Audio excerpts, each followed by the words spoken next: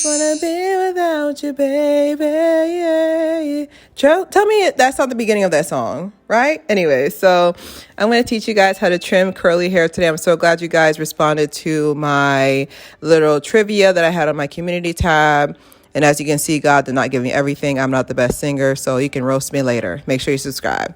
But anyways, I'm going off on dry hair here and just going through, just making sure there's no tangles, because one thing you want to make sure that your hair is already kind of like at least separated, yo. Like, I know some people who like to take tutorials literally. Like, let's use a little bit of common sense. All right, so right here, we're using your straightening brush. It's on 180 degrees Celsius, which I think it's 340 Fahrenheit. I'll have to get my calculator out for that one. But yeah, so it's like 180, 185 Celsius. It's a little warm. I do got the mama hands from my mom. I don't have any kids, but so it's not as warm. It's a Pro Cabello straightening hairbrush. It's gonna run you about $14-15 on Amazon. I left the link below. And then we're gonna be using the Tres Amis heat style creations. This is also a link I left below, and then I think it's also at Target as well, but this is gonna be a heat protected. For some reason it exploded on my hand. You're gonna be using this glove from Walmart as well. That was $2, but I usually blow off the steam a little bit because I think it's cool, but also I feel like it's not as hot. I don't know. But anyways, you're going to go through with this. And like I said, make sure your hairs are at least separated, yo. At least separated. At least make sure your hair is at least separated. Because some people get their hair and they just put it right on them. It's like, do not do that.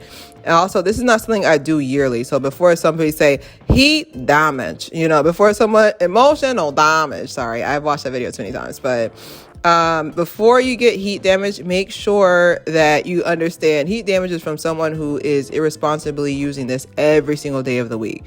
This is my first time using this in probably I would say almost 8, if not 9 months. I don't use this. Like, I mostly use this just so I can really get a clear view on how my ends are looking. I want to make sure that you guys know I did pass it through a couple of times, but my hair has not been, straightened for a while, if ever. So it's going to take a little bit longer, but I can definitely say for sure, I can see myself trying maybe some different straightening brush just to see, because I've always had this. I've had this for like almost 4 years now. It's been the same brush. I'm pretty loyal. So I'm just going through. I already did all the other sections. Didn't take too long. You want to make sure that you're doing tresemme before you, right in the eye. Oh, baby girl. Oh, wow. Right in the eye, Lord. Right in the eye. There's a word in this. See, sometimes you cannot see the future, but you can beat the future. Let me stop.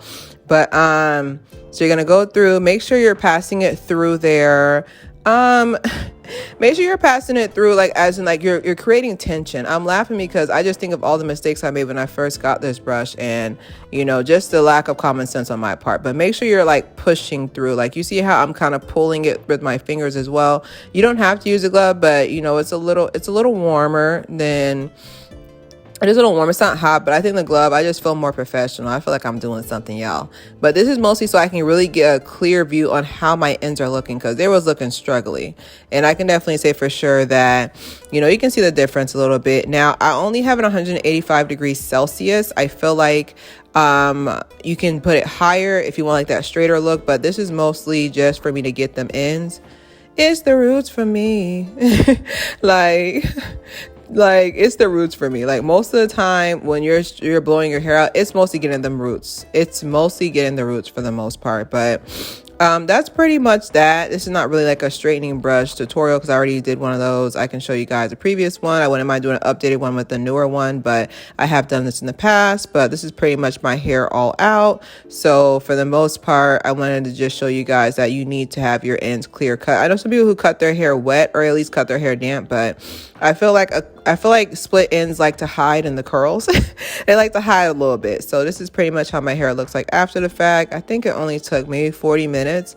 I'm thinking I listened to 10 songs. So I listened to 10. I was like, dang, that's the 8th song. Dang, I'm still not done yet. But I can definitely say for sure I'm doing this ironically, because some people really think when you have curly hair, you just cut it in a circle. Ooh, it got stuck. That's what I get for being petty. But yeah, for the most part, people think you cut your hair in a circle, and which is why I asked you guys, like, do y'all know how to cut curly hair, or how do y'all cut your hair? But I have it in 4 sections here.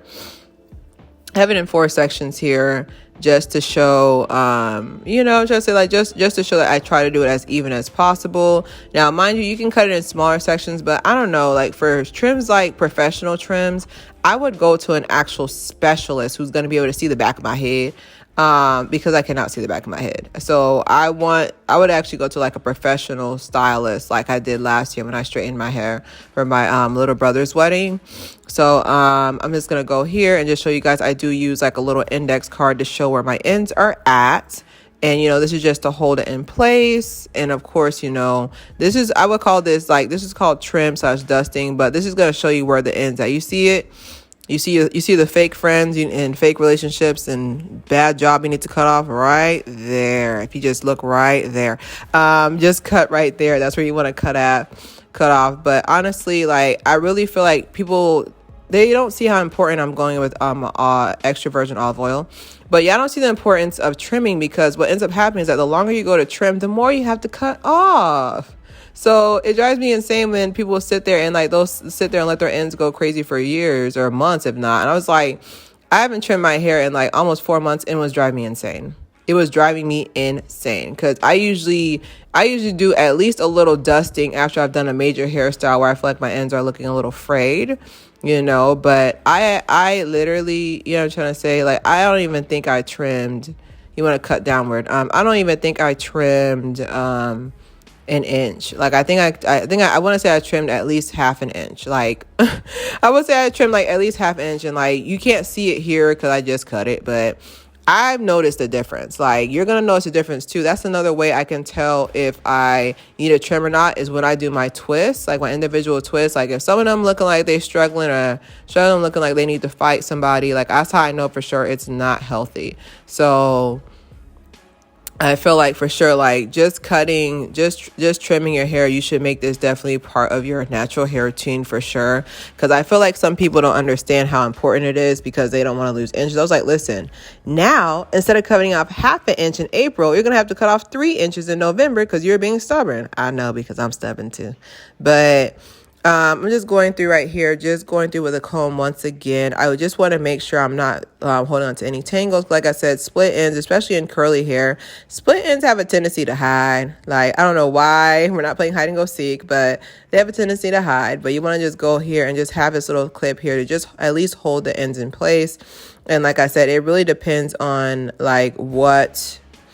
I don't know, like it really depends on how far you want to go. I know some people who would cut where my finger is at, but some people would cut further. But me personally, I cut where the ends look struggling, and they really did. Like I cut about this one. I think I cut almost an inch off, because this one, for some reason, the front of my hair, yeah, I cut like almost an inch off, because the front of my hair, for some reason, like it's just more prone to, like, I would say the ends get more flakier, maybe because I manipulate it more. But I think it's because the front of my hair is like a little bit finer than the back. The back is very dense, like you're just packing it on back there. But that's pretty much it. I really hope this was helpful for you guys. This is how you trim type 4 hair. And I hope you guys enjoy your week. And I will see you with a brand spanking new video on Friday.